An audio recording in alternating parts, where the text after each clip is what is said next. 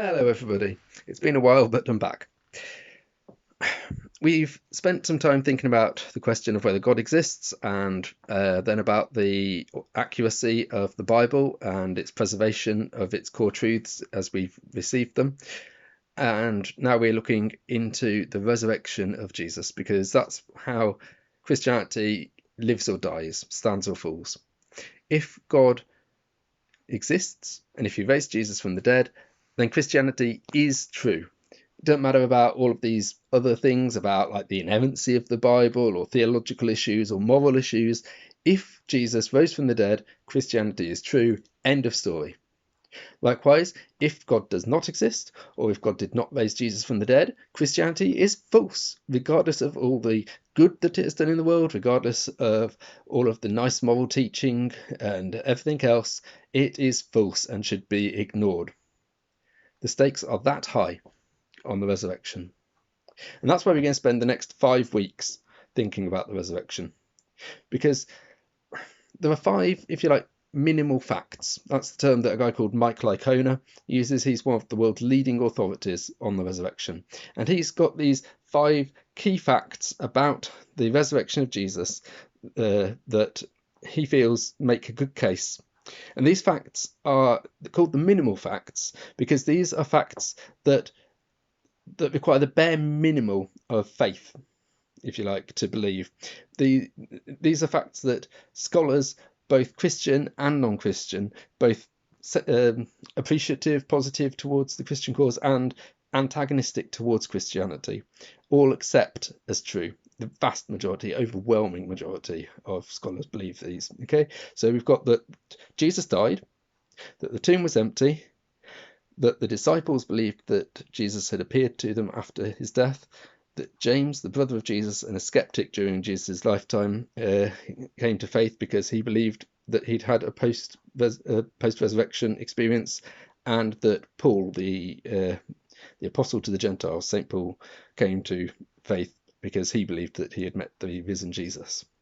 Those are the 5 facts we're going to look at. We're going to spend 1 week on each of those 5 facts. The first fact I almost feel stupid talking about because, you know, there are some things that are so patently obvious that it feels painful to have to go into them. This first fact is one of those. Jesus died on the cross. Now, it feels like I shouldn't have to say anything more than Jesus died on the cross. But there are 2 kind of conspiracy theories, if you like, to go against this fact. One is called the swoon theory. That tends to be held more by atheist skeptics, and one is called the imposter theory, if you like, or the switch theory, swoon and switch. How about that?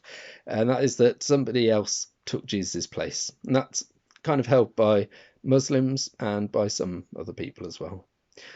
Let's go through these really quickly. Okay, the swoon theory is that Jesus did get crucified, but he didn't die on the cross. He didn't die on the cross. He was taken down while he was still alive, and either the cool of the tomb or the spices and herbs that were wrapped around him when he was wrapped in the shroud, or a combination of both, they revived him enough for him to come out of the tomb alive, find his disciples, and when he found them, then they were all like, Jesus, you're alive! Yes, it's a miracle, it's amazing!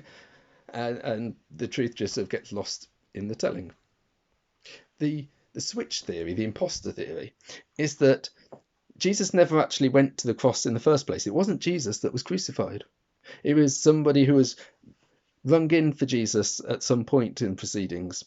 The kind of naturalistic version of this is that it's just somebody who got swapped in, like I say, at some point in the trial, an unspecified point.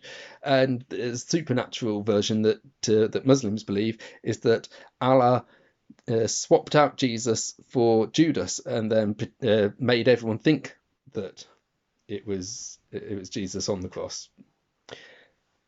Let's just deal with the idea of not dying at all, and then we'll have a very quick think, because I don't think that they deserve more time than a very quick think. why these arguments break down. Okay, so you may remember from Good Friday I talked about the Turin Shroud. This is my version of it on the wall. You probably can't see it very clearly, it's a faint image anyway, but it shows an image of a man who had suffered the same wounds as Jesus did on the cross. They include up to 320 marks on his body where leaded dumbbell whips struck his body, ripped out bits of flesh, left him bleeding, could have caused internal hemorrhaging just from that. It includes pierce marks in his head from a crown of thorns, where about 30 to 40 sharp spikes, probably a couple of inches long, would have been dug into his skull. It involves the wounds in the wrists and in the feet, where nails, big chunky Roman nails, were driven in through his hands and his feet, and a huge pool of blood at his side, where a Roman spear was jammed into him. Now, people have studied those images and sort of looked at sort of mocked up crucifixions to work out the angle of the spear. The spear probably went in, possibly under the ribs, possibly between two of the lower ribs, in through the lung, into the heart, and out again. People don't swoon after that kind of injury. I feel stupid for saying this, because I feel like anyone who knows anything at all about human biology can work out that if you rip to shreds to the point that you've got internal hemorrhaging, you've been pierced, punctured in the head, in the hands, in the feet, and then have a spear thrust in you through a lung and through a heart, you're not alive. The Romans were good at what they did, and what they did was killing people.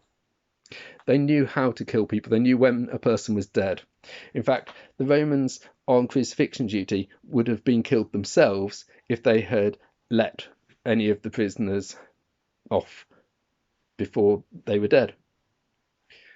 There's a story in Josephus where he saw 3 of his friends were being crucified on one occasion, and he went to the governor and asked for their bodies to be taken down. And they were taken down before they died at the governor's orders. But even with the best medical facilities available, 2 of the 3 died. We're talking about someone who fainted, presumably from blood loss or shock or a mixture of both, and was taken down from the cross and buried with no medical attention except some spices that they were wrapped in the cloth, and put in a tomb. Jesus was dead. Now let's just talk about the idea of whether an imposter could have got in.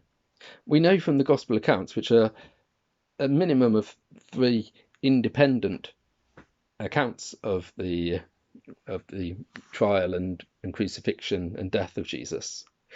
We know that people were with him throughout, people who were antagonistic towards him, who would have absolutely no reason to swap him out for somebody else. They wanted Jesus to die. They wanted this Christian sect to be put down. It was either the temple guards who were with him from Gethsemane on to the temple and the Sanhedrin, or it was the Praetorian guards who took over the duties after that. There wasn't an opportunity for anyone to be swapped in, and there was no reason for anyone to be swapped in beyond possibly, if you want to say, the disciples decided that they'd try and ring someone in. How they did that against the guards, I wouldn't like to guess, and frankly most people that posit this idea don't like to guess either, because they know that it's nonsense. And anyway, we've got Jesus in the tomb. He wakes up having been crucified and suffered brutal beatings beforehand, and he wakes up in this dark tomb. He somehow manages to get the bandages off, and then he somehow manages to push the stone away from the entrance of the tomb with crucified injuries on his hands and his feet. He drags himself through the streets of Jerusalem to find where the disciples are hiding and manages to get into the room, and he's standing there, bloodied, beaten, at least half dead, and the disciples go, "It's a miracle!" Really? Really? Okay. And what about this imposter scenario, that the supernatural imposter scenario? We've dealt with the natural one, no opportunity. What about the supernatural one that the Muslims posit? Well, frankly, it makes Allah a liar if that's what he did, because we're told that Jesus died on the cross. Jesus said that he would die on the cross, and yet we're told that Allah was happy to put someone else on the cross and then pretend that it was Jesus.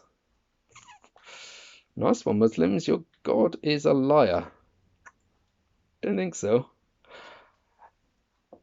Jesus died. There can be pretty much no more certain historical fact. It's recorded in the Bible, it's recorded out of the Bible. All the medical evidence demonstrates that Jesus died. There is no surer fact. That's the first of the 5 facts. It sounds like a bit of a sad place to leave it, really, doesn't it? But don't worry, next week we're going to be thinking about an empty tomb and then some appearances afterwards. For now, look after yourselves, and God bless.